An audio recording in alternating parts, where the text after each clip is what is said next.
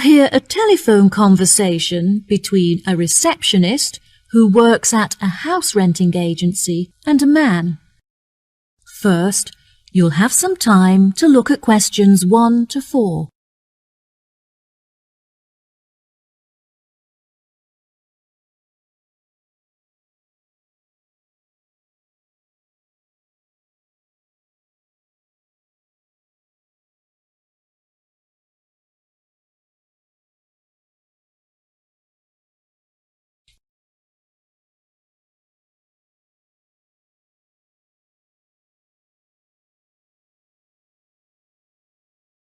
Listen carefully and answer questions 1 to 4.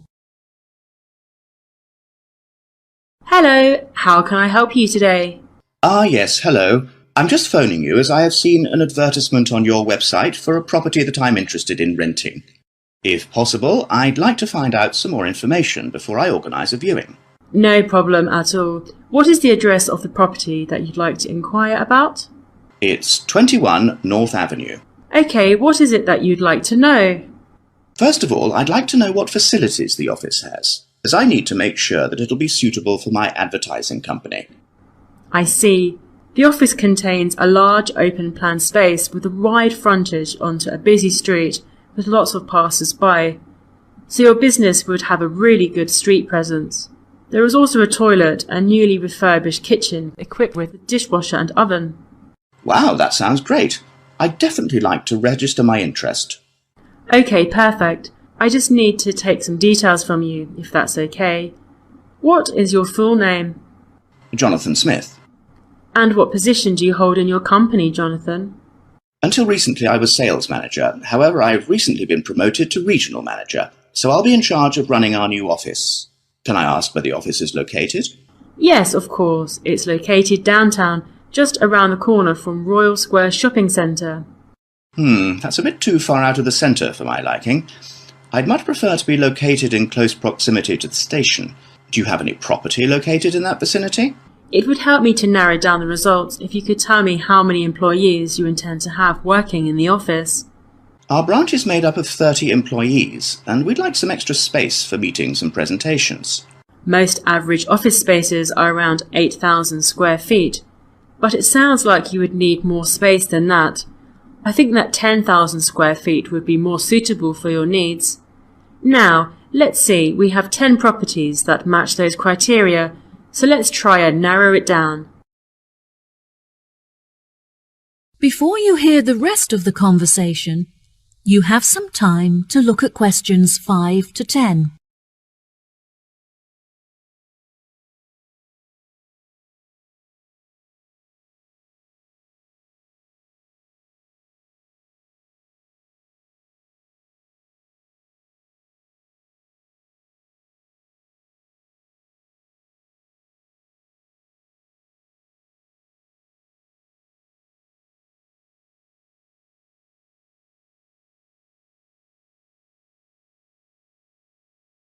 Now listen and answer questions 5 to 10. Do you have any other requirements? Well, we'll need access to the office 12 hours a day, but security should be 24-hour. We don't hold any money on the premises, but it's crucial that we protect our customer information against theft. Okay, anything else? Yes, ideally I would prefer the new office to be split over 2 levels, so that the working office area is kept separate from street level. That will enable us to locate a reception at ground floor level to welcome customers when they arrive. And are there any particular facilities that you need? Our employees work very hard throughout the day, and I want to make sure that they're well nourished. It would therefore be ideal if I could provide them with a kitchen to cook hot meals at lunchtime. Would you want the kitchen to be located at first floor level with the office? No, I don't want the office to be filled with the smell of food. It would be better if the new office had a basement where we could locate the kitchen and staff room area to keep it at arm's length from the workspace. Okay, I have now narrowed the search to 2 available properties. Do you have any other requirements that could narrow our search down to 1 result? All of our office staff will be working at desktop computers, so I'll need the office to be equipped with at least 40 power sockets if possible. Anything else? Studies have shown that exercise is very important for maintaining happiness and healthy brain function. In an office environment, it's very difficult to get sufficient daily exercise, so it would be great if they had access to a nearby exercise area. One of the available offices is located next door to a gym. Would this be suitable? Yes, absolutely. A gym is exactly what I was thinking of. Brilliant. Do you need the office to be furnished? I don't think so. I already have some furniture, so I would prefer to bring this myself. That's no problem at all. And before I forget, we will definitely require Wi-Fi access, as much of our work and customer recruitment is carried out online. No problem. It sounds like the property will suit your needs perfectly. I've taken the liberty of booking you a viewing at 3 p.m. on Thursday, so you can see it for yourself. Is there anything else I can help you with today? No, I think that's all the information I need. Thanks very much for your help. No problem. It's been my pleasure to be of assistance. Goodbye. That is the end of part 1. You now have half a minute to check your answers.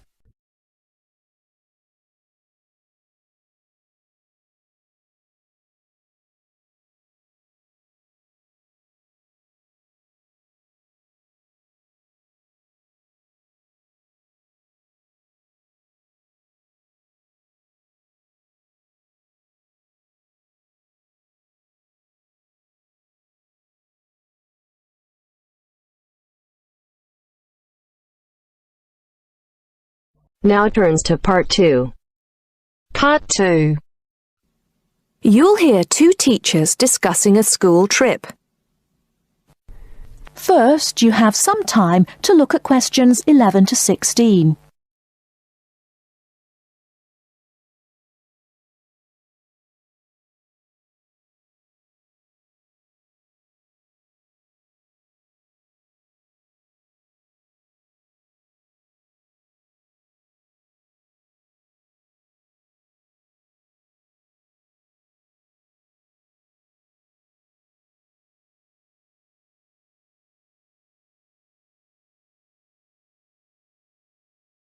Now, listen carefully and answer questions 11 to 16.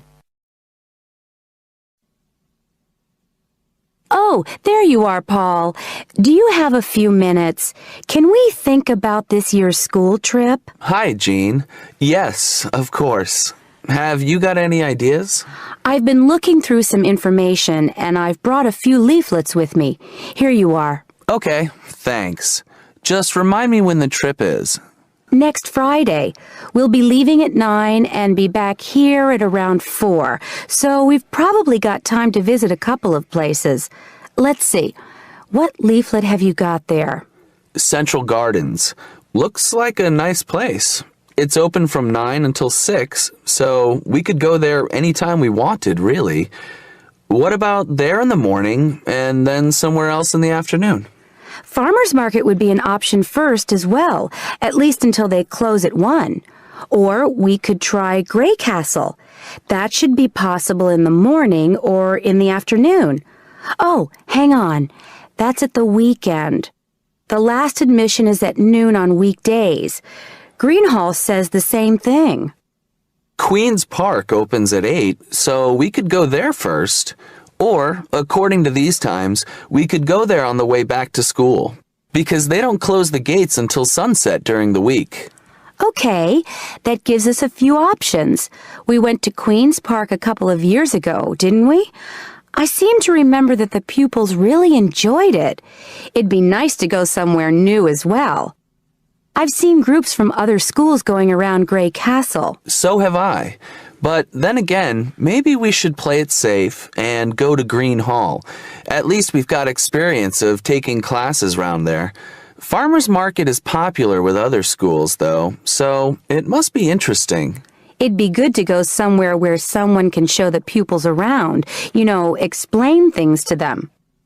I've been on a tour around the castle, and they do a really good job. I think they have guides at the hall, too, don't they? It says here that they used to, but don't anymore. You can get shown round Central Gardens, though. I think we'd have to do any explaining if we took the pupils to the market or the park. That wouldn't be a problem, though. No, and at least those two would be free, wouldn't they? I think all the others charge, and we'd have to get the parents to pay some money. I'm sure they wouldn't mind paying if it was a small amount. Let me check the leaflets. There's a special price for large groups at Grey Castle. Oh, but you can get into Central Gardens for nothing. Right. Oh, I've just thought of something. We wouldn't need to book anything if we were going to Queen's Park, but what about the other places? Central Gardens say you need to let them know if there are more than 10 people in your group, which would include us. The same at Grey Castle. Farmers Market says you can just turn up, and so does Green Hall. Right. Well, I suggest we take the pupils to Grey Castle for a tour in the morning. How does that sound? Yes, sounds good. We should contact them to book it as soon as possible. In the afternoon, we can do something a bit more relaxed at the park, and we'll have to think about going to Green Hall another year. Shame Farmers Market isn't open, but we can't change the day. So that's a decision then. Now, let's think about what we're going to get the pupils to do. It's a school trip, after all, and we should give them some work to do. Before you hear the rest of the talk, you have some time to look at questions 17 to 20.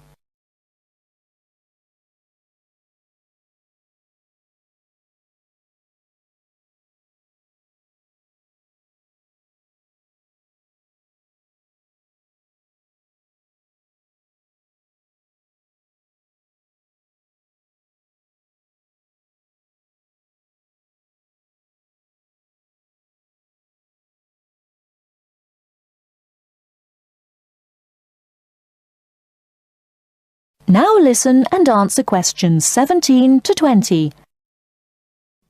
I think they should know something about the place before they go. That way they know what they're looking at, and they'll be able to write about it better when they get back.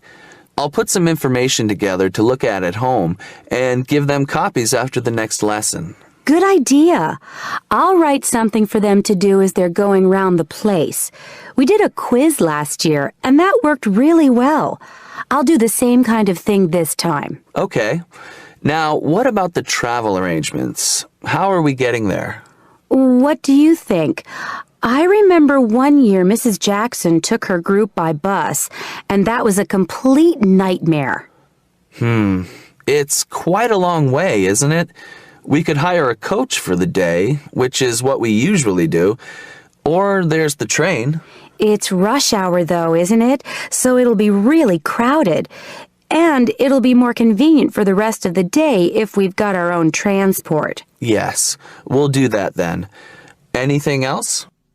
Oh, we need to let the parents know what's happening. We could ask the office to call everyone. It would take too long with so many.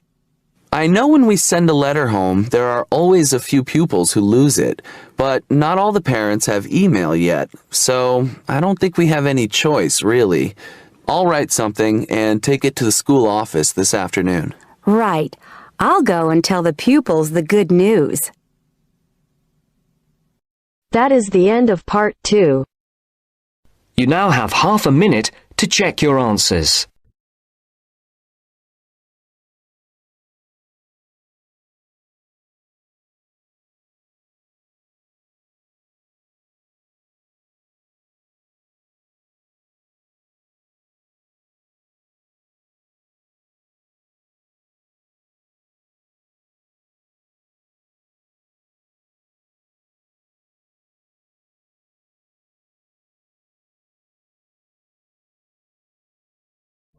Now turns to part 3. Part 3. You will hear a discussion between two students and their teacher on a planned charity event. First, you have some time to look at questions 21 to 25.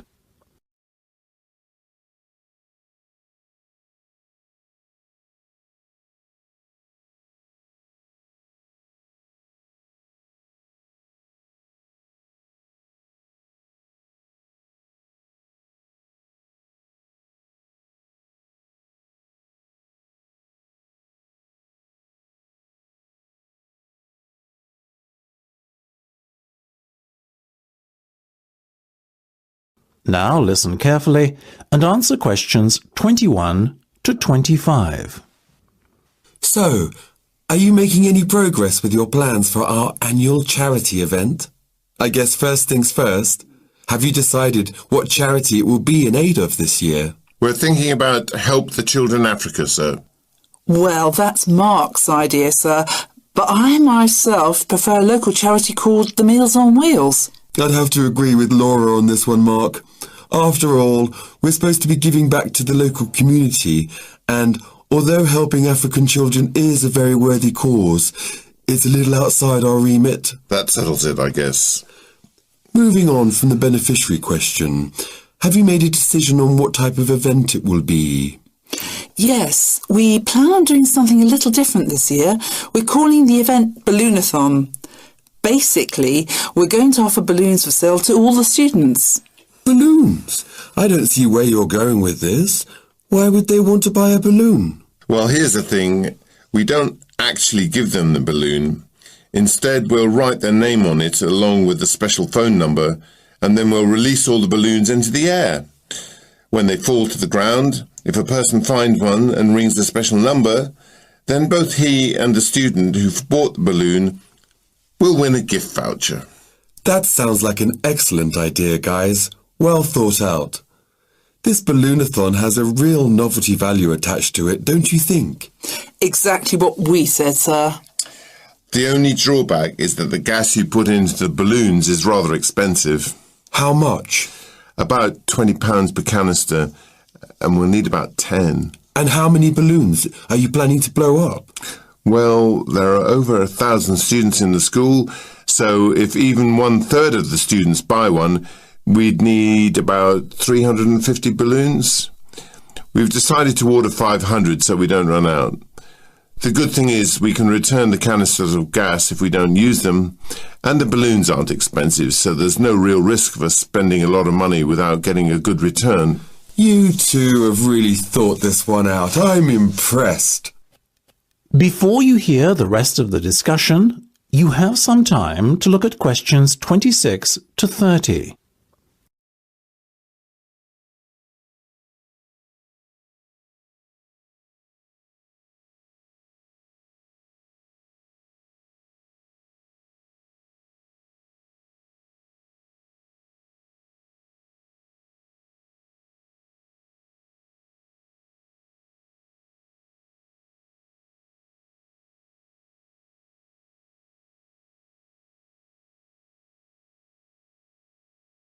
Now listen and answer questions 26 to 30.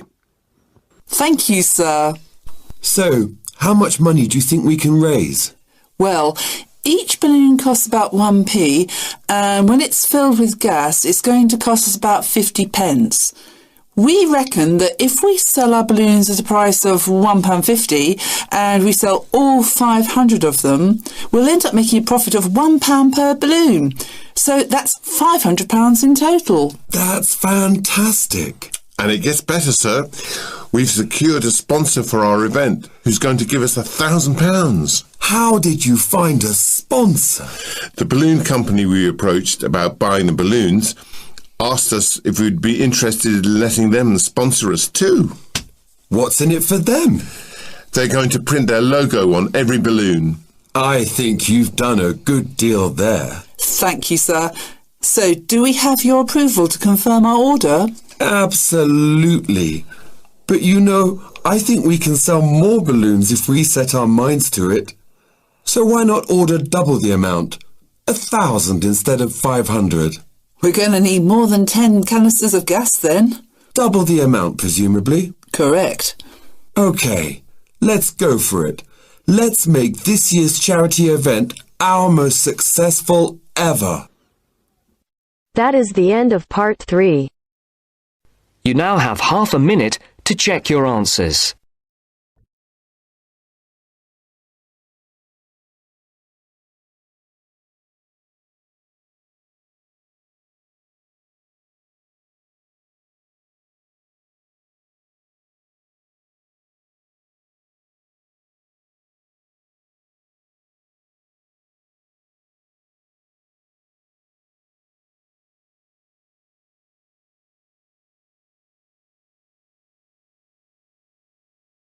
Now turns to Part 4.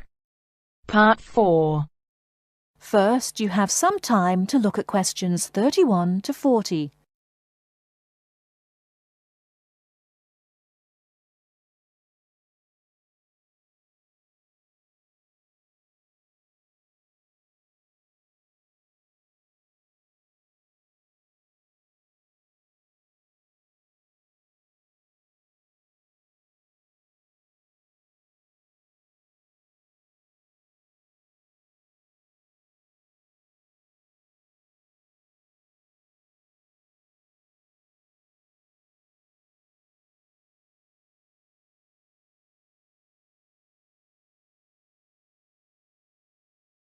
Now listen carefully and answer questions 31 to 40. The word thesaurus comes from Greek and means treasure house.